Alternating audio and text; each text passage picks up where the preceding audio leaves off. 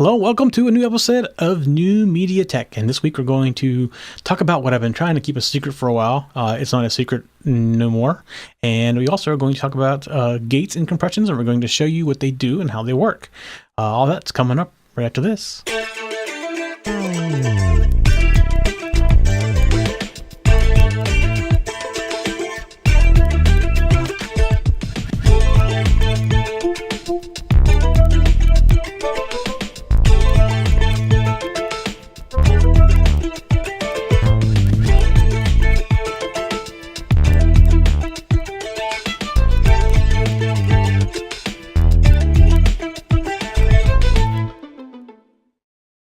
All right. So last couple of weeks, well, a couple things I want to talk about first before we go too far here. We've mentioned in the past about our YouTube channel, and this is really the last week that I'm going to have to remind you about this, because next week the show will only be up on the new channel. So first what we want to do is we want to tell you about the new YouTube channel. We're moving all of our channels. So we had 7 or 8 different YouTube channels, one for each show. We're moving them all into one show for Tech Zen TV, and it is youtube.com/TechZenTV, just like you see on the lower third. And if you are still watching us not on that channel, on the old channel, then you need to go there this week. So this is your final notice. Well, I'll give you one more notice before I go today, but is your final notice to get over there and to subscribe. Now, we're concerned because we don't have as many subscribers on the new channel as we would have on all the old channels, subscribers combined, which may be okay because you may be subscribed to multiple of the other channels and you only need to subscribe once, but we just want to make sure that we're not leaving anybody behind in that process. You know, it's the whole no one left behind thing. So, all right, this is episode number 18. I almost want to call it the Barely Legal one, but I think I might get in trouble if I call it the episode the Barely Legal one, because it is episode number 18. So we have a couple things that I want to talk about this week, and not a lot has happened. Well, there's a couple of things that happened since last week. So last week our video came out, and we actually used the Wirecast version of it. Now, we had some audio problems, but we decided to go ahead and do it anyways because we want to work through them. So we're going to continue to work through the Wirecast as much as we can. We still are recording in multiple locations, and we will continue to do that even after we get the Wirecast issues worked out. So if you watched last week's episode in the post show, like on YouTube or on the website, or you downloaded it and you heard some audio popping, we were actually clipping. It seems Wirecast is very sensitive to hitting anywhere close to the upper edge. So we have hopefully adjusted for it this week, and that kind of goes along with what we're going to talk about in a little bit with compression and why we use the compression, so that doesn't happen. The other thing we've been trying to figure out is I think we're having some weird lighting issues with we makes our video very soft, and even if I watched it on the ProRes recording that we make on the RAM drives, then it's still very soft. And we added some lights recently behind me to kind of light shoulders. I'm not using them today. So today we're not using them, just to see what the results are and see if that really is our problem. Looking at it right now, it looks like the video is really crisp and clear, but we'll see when we're done recording if that still is the case. We didn't notice the softness so much last week during the recording process, but we saw it afterwards when we rendered it out. So we're trying to figure out where that problem is. And that's why if you don't see any backlight on me this week, that's why we're just trying to experiment. We're also confirming that the little, what looks like a lens flare from those lights is probably from those lights. We've wrapped them around with different kinds of diffusion, and we still seem like we're having some issues there. So that's something that's kind of changed a little bit as well. If you really look at my ears, you can see I'm wearing something different because my normal in-ears, one on my right side, I lost a driver. So I'm using the older E5s in this week, which still sound awesome. So it's no big deal. All right. So this last couple weeks, I have been hinting on some changes we have coming up on our network or our show or whatever.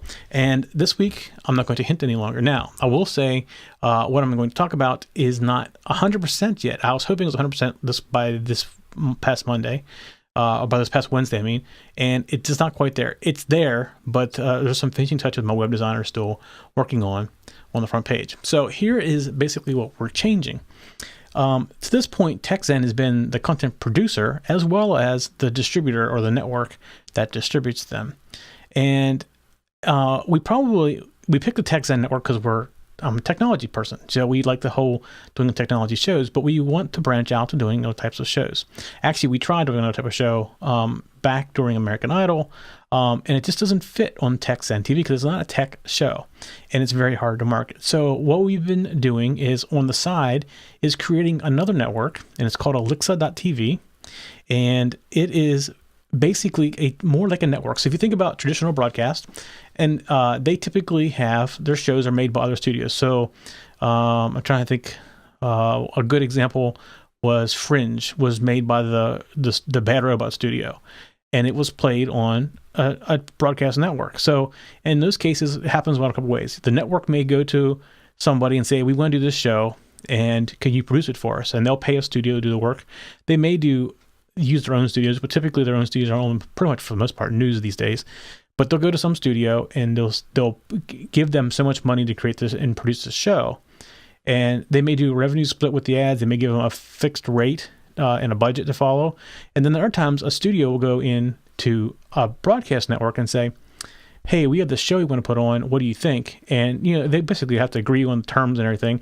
Money transfers hands and all that, and the ratings go back and forth. It's basically communication between two different entities, and sometimes there's more than one entity. There's sometimes you have a studio and a casting company working together, or a studio will bring in a casting company and do the casting, and it still goes to the network as one package, basically. So looking at it from that point of view, we're thinking like, well, why don't we do that? So we'll look at TechZen as being the studio, and we're still going to be the content producers. We're going to sort of produce the same content we already have.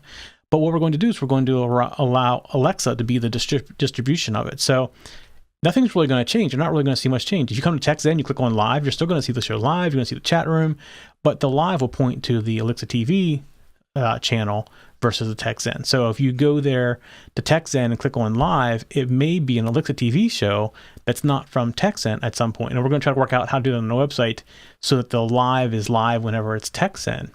Versus an Alexa program. So we did the show we did before. Actually, we have a couple of shows that we did before that weren't really technology based. Are going to move to the Alexa network and will come off our website.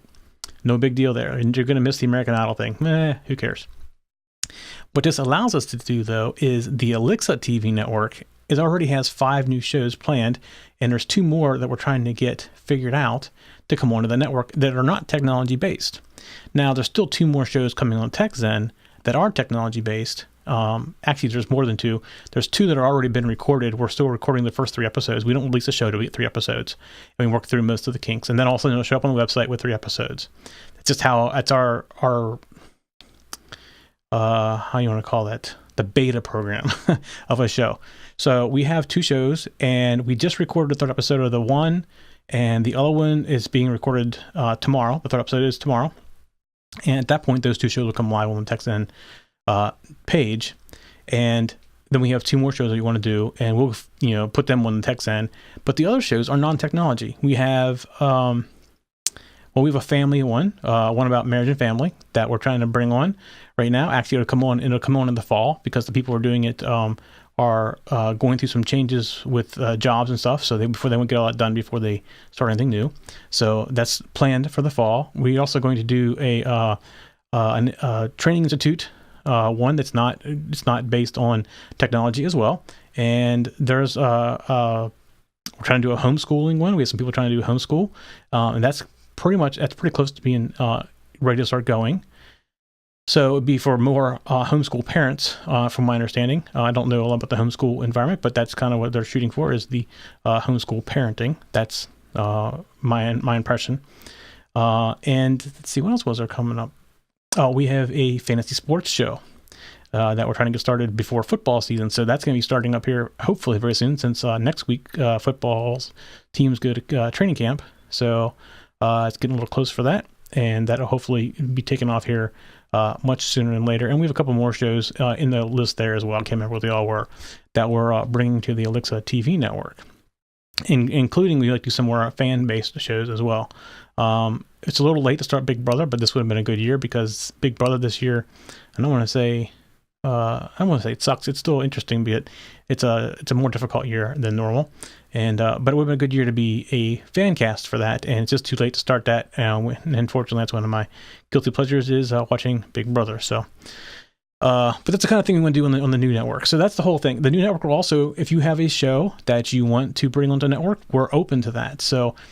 Yes, we want some shows we want to produce and put on, and some people that we know want to do shows, and that's how this is all coming. But if you have a show yourself, and maybe you're just doing audio, but you want to go to video, and you just don't know how to get it to that point, or you need somebody to help create it for you, then we'll do production as well, like actually be the producer. As far as content and everything goes, we don't really want to do that if it's your show. That we'd rather you do the content. We worry about the technical side, you worry about the content side, and that seems like it works really well. We had the facilities to do up to 3 remote guests right now, and if we have to go more, we can go more. We are in this process of doing this. We are also doing phone lines where people can call in. It looks like it's going to be 6 lines. We'll have maximum 6 lines, initially starting out at least. We can provide you with a chat room. We provide you with the streaming. We provide you with all the production of the video and putting it up onto the stream. All that stuff will be done from our side as being the producer part of it. So we have a lot of these tools kind of built in, and our whole goal is to, if you have something that you want to do, but you don't really have the technical ability to do it, or you don't want to have the technical ability to do it, I mean, is the way I should put it, you don't want to worry about it, that's when you come to us. Then you can focus on the guests, the commentary, all the creative sides of it, and we can deal with the technical side of it. So we definitely are open to that, and we're working out all the details with that. It'll be on the website. It's not there yet because we're still trying to describe it all, because I went through it very quickly right there as far as what we're trying to do, but we're going to try to describe it in more detail and even give you a way to request that a show be put on the show or be put on the network as well. So we're not looking at it just to be our shows. It'll be always things that we typically produce. We're not going to be a directory. We're not going to be able to use Can't Sinister podcast and it'll go up. It's going to have to go through our production cycle to get it there. But if you have a show that maybe you have an idea for a show and you even have some friends that want to do it, you just don't know how to get it there and don't want to worry about going and getting all the equipment to get uploaded to YouTube and distribution of it through iTunes and the tracking of the performance, all that stuff. If you have an idea for a show and you think you can get the people to do it with you, let us know. We would like to work with you on it. I mean, there's not a guarantee we're going to want to put you on our network, but we are in that process of, we're very open to putting shows on our network. Of course, it has to be, fairly clean. It can't be anything that's really raunchy and like that. And that's kind of our decision to make when we come in is, does it violate any kind of, laws, first of all, but is it too far out there as far as, just in the, I don't want to call it weird. I don't mind weird shows. I like weird shows, especially if it's funny. But is it questionable as far as content? Like if a kid would see it, would they be really upset by seeing it, that type of thing? So we do definitely want to be very careful from that point of view, but we're very open to all kinds of content. I'll give you some ideas of some of the things that we're talking about right now. In fact, if any of those shows you're interested in, let us know. Maybe we can get you in contact with the people who are doing the show, because I know some of them are still looking for either co-host or guest on those shows as well. All right, so that was the news we've been talking about, and a lot more of this will come. If you go to the Alexa.tv network, Alexa.tv website, you'll start seeing it. The front page is still having some problems, and my designer is still working on it. So depending on when you watch this show, it may be farther along or it might not be. I was hoping that it was completed by now, but he's just running into some problems. But otherwise, the content is already there. The other thing, by going on the network, you'll be able to on our new Roku app for that network. Plus, we are in the process. We stopped working the TechZen iPad, iPhone, and Android apps when we decided to do this, because we figured we'd put it on that network. So you also will be able to be on those networks as well, as other devices as well. So your show will be on this whole network, just by being affiliated with this network. So that's just something I wanted to give you. Finally, the news that we had that network. Well, it's working now, but just the front pages have some issues. All right, so this week, what I want to do is, we've had this question a lot, and I tried to answer it in email a couple of times, and I don't think I'm doing it justice. And that is what a gate and compression is, does, how to set it. I've had all kinds of weird questions about different sides, or not really weird questions. I've had all kinds of questions from different sides of it. Like, what do I use it? When do I want to use it? How do I want to set it up? And et cetera, et cetera. So this week, what I'm going to do is I'm actually going to show you how you can set up compression. So we actually use compression and gates on our soundboard. We run a Behringer X32.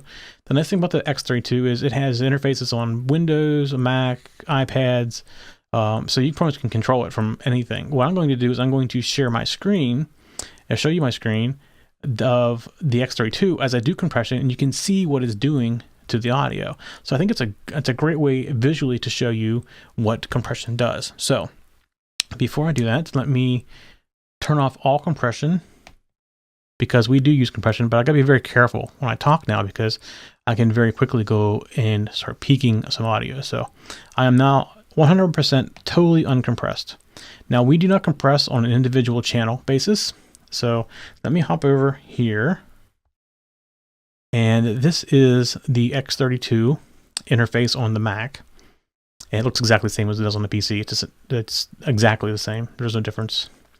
But I have no compression turned on right now, and we use compression, but we use it in the group level. So you see over here on this bottom right, if you can see where my mouse is moving down here, we use this group as our vocal. So all of our microphones, including Skype, go through this right here.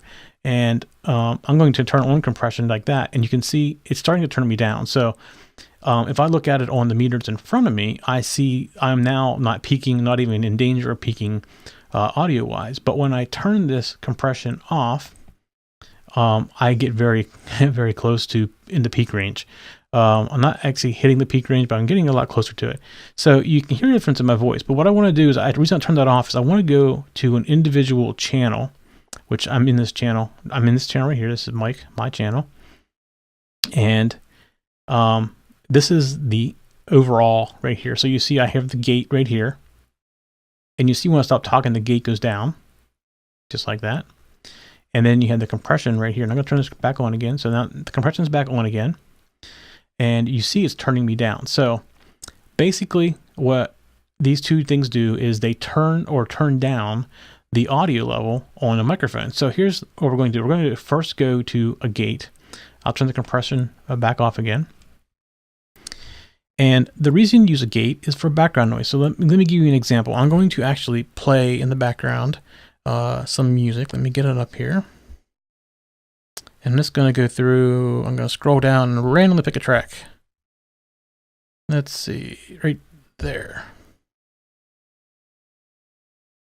All right.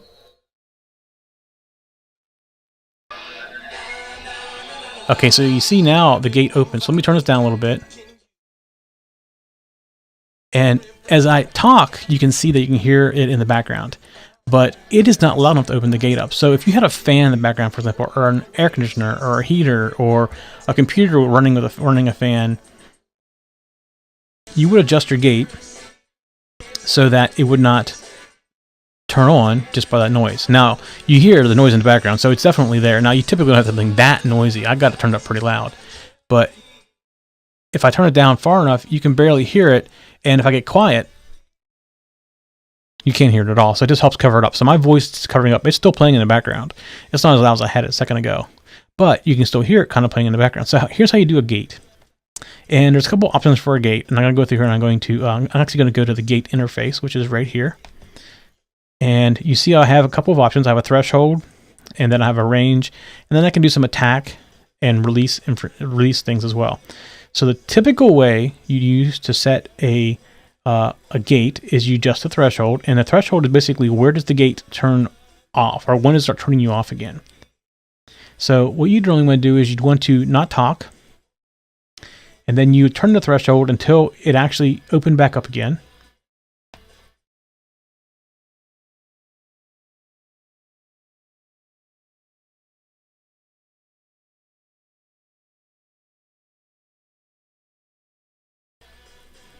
All right, so there it opened back up, and it's staying open.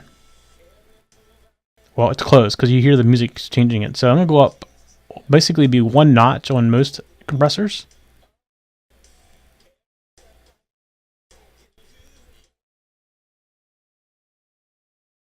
So that's where you typically would set it. Now, I typically go a little bit farther than that. And that's mainly because I tend to tap a little heavy on the keys. So if me setting it a little bit higher, I can type without bothering somebody. So that's just me. The general way you do it is you would go up one notch past where it turns off. And you can see it's still working fine. Now, like I said, my threshold, I generally set a little bit higher than that. And it's also it's also a mic technique. So if you're a close proximity mic person, then you can turn it up a little bit higher because you typically have a little bit more of a volume there.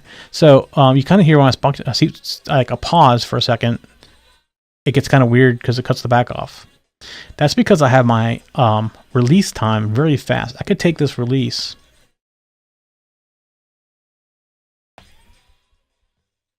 and now it won't turn off so quickly. Watch when I stop talking.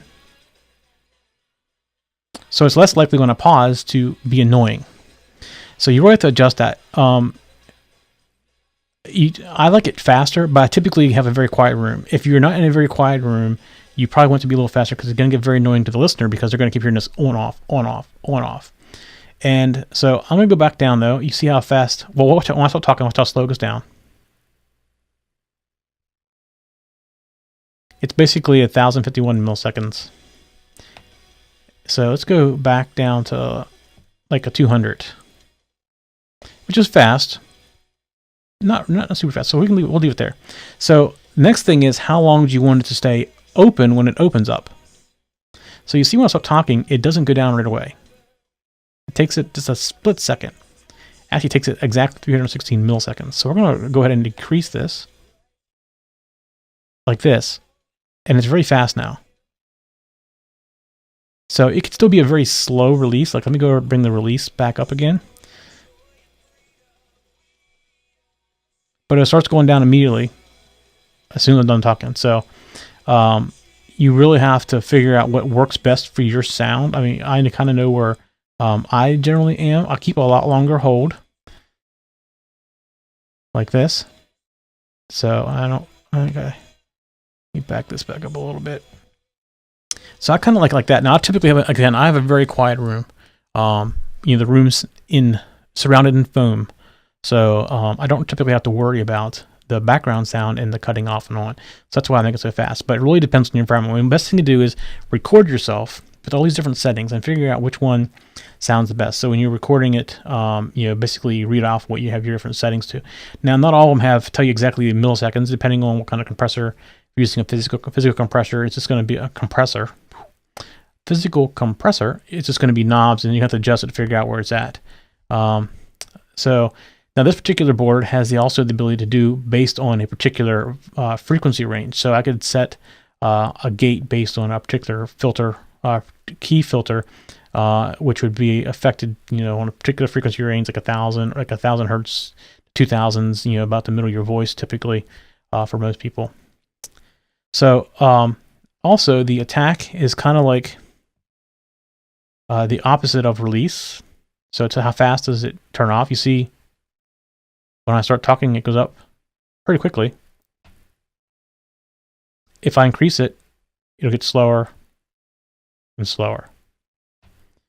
You typically want this to be low, real low, because you don't want your words to be cut off when you first start talking. So, all right, so that is a quick look at what a gate does. So now we're going to look at compression. And this whole time I've been doing compression. Have my compression been turned on or off? Let's go look here real quick. My compression is turned off. So hopefully I didn't clip too much and get many clicking, popping noises in there. All right, so let's go look now at the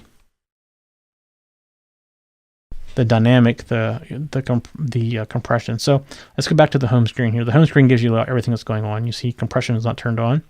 I'm going to go ahead and turn it on. So there, compression is turned on. So basically what compression does is it turns, for the simplest terms, it turns you down based on a certain percentage or ratio over a certain level.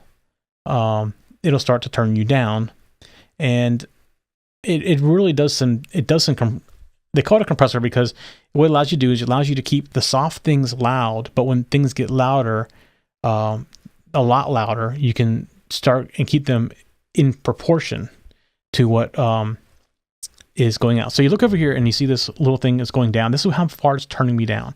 Now I'm actually going to go look at the dynamics page. And because here are those numbers, and it's telling you right here, it's turning me down 6 dB when I'm speaking. So there's a couple of things you have in here. First of all, you see up here, you have the release, the hold, and the attack. It's like just exactly like we had in the gate. They do exactly the same thing. But you also have this gain. So what happens with the compressor is it's making you quieter. So sometimes you need to get past that and you need to turn yourself back up again.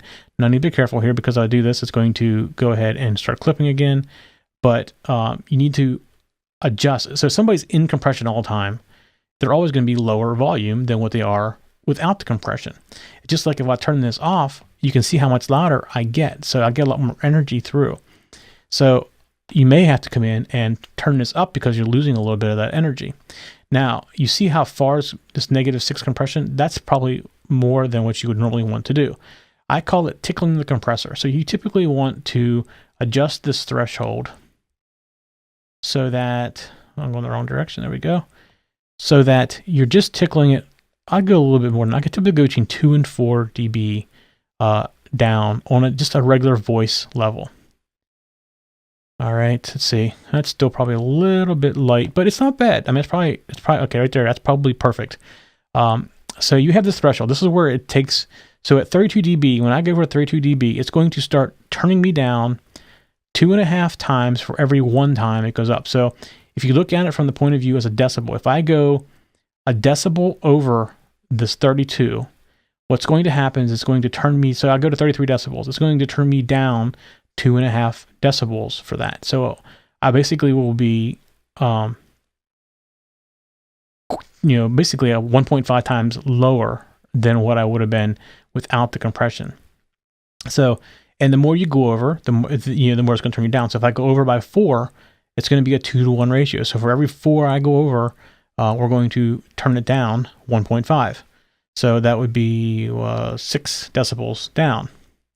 So just a way of keeping the volume level without, so if I get really loud, like I'm starting to get really loud right there, and you see it's turning me down, and I'm not clipping and nothing, so it's keeping me at a decent volume level. So that's what compression does. So you have some choices here. A typical ratio for a vocal, I would say, is 2.5 to 3 if you're a speaking vocal.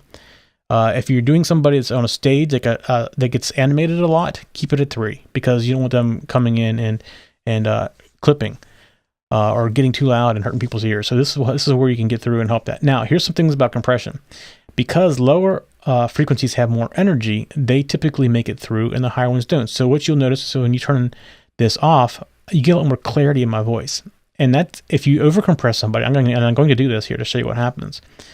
I'm going to turn the compression back on again, and I'm going to overcompress me. So now I'm really overcompressed. And I don't know if you can actually even hear me very well, but you see a lot of this clarity in my voice is gone because the highs are just being crushed out. So you got to be very careful, and that's what happens when you get too much compression. If you use compression as a safety, and I'm going to show you another way that you use compression. I mentioned this when I first started. I typically do not put compression on any of these microphones down here. What I do is I turn them off the compression here, and I go in, I put everybody into a group. And then in that group, let me go to compression and turn it on. Now the audio group itself, everybody in this group is compressed. So I use that more as a safety that we don't clip. So we're all coming into the same compressor. So we're all talking, and the louder we get, the more energy you get coming in through different channels, the more energy you get that goes out. And this is how we protect ourselves. And you see I'm pushing it 2 to 4, even occasionally go up to 6. And it's, I said between 2 and 4, and this is one instance where I go to 6 because I just like the protection that it's giving me. You also notice that I'm doing a ratio of 3 to 0, which is why I'm probably going to 6, because I pretty much had the same threshold as I had on the individual mic over here. It just now I'm doing a little bit more of this compression. So I do this in a group. It just makes more sense because if otherwise you have different people talking different volumes, the compressions compete with each other. It just sounds weird. So the best thing to do is take all these and put them into a group over here and do individual compression on them. So then to make it the question, why don't you do individual? Why don't you do a gate the same way? Well, you can. However, it doesn't serve the same. It doesn't do work exactly the same, because if you use the gate only here, you can have somebody open up a microphone and another one having noise next to it and a fan. You're still going to get it. So I do gate individual channels, but I compress it through this group over here. And this is, again, the compression is just, I've tried doing the compression individually and it just doesn't work very well, especially because here's what happens when you get people in studio sitting side by side with microphones is one microphone will open wide open and it's really sensitive. You got to turn up really loud because you have compression working, really a lot on it. But now it's overly sensitive to somebody sitting next to it. So you get this echo effect between microphones, which is also another reason why you do individual gates. And that's also the reason why my gate is set so high, is if I'm sitting in a room, like, see, I don't have one here to show, but I had this microphone, and if I had a guest sitting here and they were sitting here and the microphone's facing this direction, if the gate was combined and he opened the gate up, he'd be echoing through this mic. And the other thing is, with the compression on this mic and on this mic, if he's talking on this one, it's going to start turning him down. This mic's not going to turn him down because he's not loud enough yet. So it's going to seem very loud coming through this one, which causes this weird roomy echo effect. So that's why you don't want to compress individual mics, especially when they're in a studio together. So if I grab one of my mics over here from that our other guests use and sit it here, we would have that problem. And the gates, I set them higher so that he isn't triggering this gate. So that's part of the reason. The problem with that is you got to have good mic technique. You got to stay fairly close to the mic because you need the energy to get it opened. And you got to remember that you have to have that energy to get it open, because if you don't, you're going to get a lot of weird cuts in and cuts out. And if that happens, the only thing you can do is turn the gate back. So the other option you have, if you have guests like that, is you can spread them out, obviously. In here, sometimes we have 3 or 4 people, so we can't spread out too far. We only got 8 feet here pretty much to sit and talk with each other, at least so we were all facing the camera. Unless we put somebody out in the other room at the control station, which works. We do it sometimes, works this as well. However, it's just easier if you just adjust the gate and the compression. So it takes, if you start to play with compression and you put the different compressor on each person's mic, and you start having this weird roomy effect, that's what it is. Don't do that. In fact, it's actually, if you're going to buy a compressor, just buy one compressor. If your soundboard has an insert or a group out, like I was just mentioning, put that through the compressor and then bring it back into the board and use that to do all the compression. And if you don't have a gate, you can probably get away without a gate. A lot of people get away without a gate. It just helps clear the noise. And again, if you're sitting in side by side in a room, you want to bring the gate up a little bit more probably than just that first notch. So you want the person next to you triggering your gate to go off. So let's see. Let's go back over here and see what else I can cover while I have you here. So I get this question, while I'm in here, about EQ too. So one of the things you're going to notice is things in here this is EQ'd, however, it's not turned on. So let me go ahead and turn on the EQ. So now the EQ is on. So you saw the difference in what the EQ did. And what it's doing really is dropping down this 200 low part. And this is probably something we use for a singer, because sometimes in this part of your voice, especially a female singer, can get this little rumbly sound in this area. So that's probably what we had adjusted. Now let me come and see. It's number 1. And let's see, where are we? As I get rid of this, you'll start seeing my voice come back up. So this is the boomy part of your voice, just like that. And what I'm going to do is I'm going to just adjust the frequency so you can see what each frequency part does. So I mentioned before, this is like the main part of people's voices right in through here, 1 and 2. So you see as I come up here, that's like the body of your voice, most people's voice. And then you get up in this part, this is where the clarity starts to kick in. Well, female voices can be up as high. And then up in here, you start getting the clarity. And then you start getting the whiz sounds. Right there's the whiz part, 8 on 8K. And it goes on up from there. And then on down at the bottom, you get the bassy sound. I don't even adjust my voice for this. And you can see it goes on down from like that. And then below 40, typically, most things don't react below 40. The human ear can hear it, or it's more of a feel at that point. So unless you got subs, you're probably not really going to notice that very much.